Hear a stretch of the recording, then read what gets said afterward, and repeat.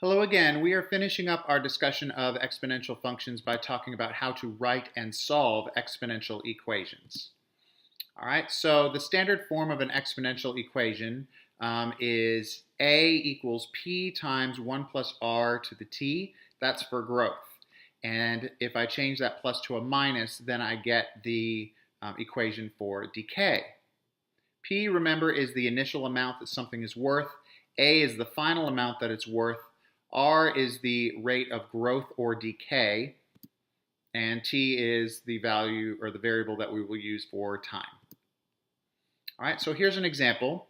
At 16 years old, Stan decided to save up for a $35,000 car. He invested $20,000 in a bank account with an annual interest rate of 6%, and that will be compound interest. How long will it take for his investment to be worth $35,000? So my initial value, P, is going to be 20,000. My eventual final amount should be 35,000. My rate is 6%, and I don't know the time. And in fact, that's what I'm trying to figure out. So here's my equation. A equals P times 1 plus R to the T. That is a plus because I'm expecting the value to grow from 20,000 to 35,000. All right. I simplified the 1 plus 0.06 in parentheses to be 1.06. And now I divide both sides by 20,000 to solve for t. And I get 1.75 equals 1.06 to the t. All right. So now what I'm going to do is I'm going to make a table. And in one column, I'm going to put my different values for t, depending on how many years have passed. And in the next column, I'm going to put what 1.06 to the t is. And I'm going to see when it approaches that purple value of 1.75. So when t is 0, 1.06 to the t is 1. When t is 1, we've got 1.06, still not high enough.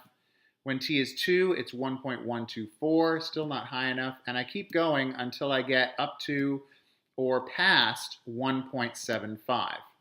And it looks like I have to go all the way to t equals 10 in order for that to surpass a value of 1.75. So what that means is Stan will have to wait for 10 years in order to be able to afford that $35,000 car. All right, so that's one example. Here's a second example, and we're going to talk about decay in this example. Admiral Motors is a company that bought equipment worth $250,000. The equipment depreciates at 14% per year. After how long will it be worth half of its original value? Okay, so the original value is $250,000. The eventual amount that it will be worth, if it's worth half of its original value, will be $125,000. The rate is 0.14.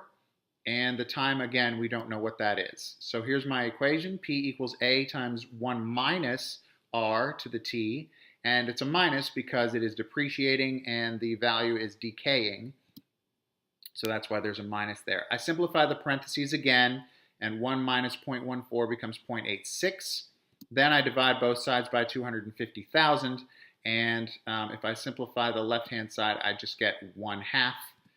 And the rest of it becomes just the 0.86 to the t.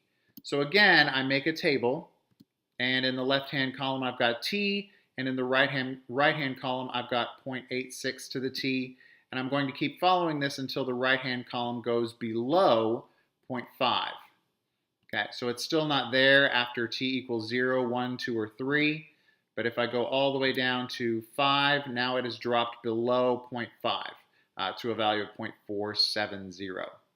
All right, so what that means is it will be worth half its value. This original equipment will be worth half of its value in 5 years. All right, so that is examples of writing and solving exponential equations. If you have any questions, please let me know, and I will see you tomorrow.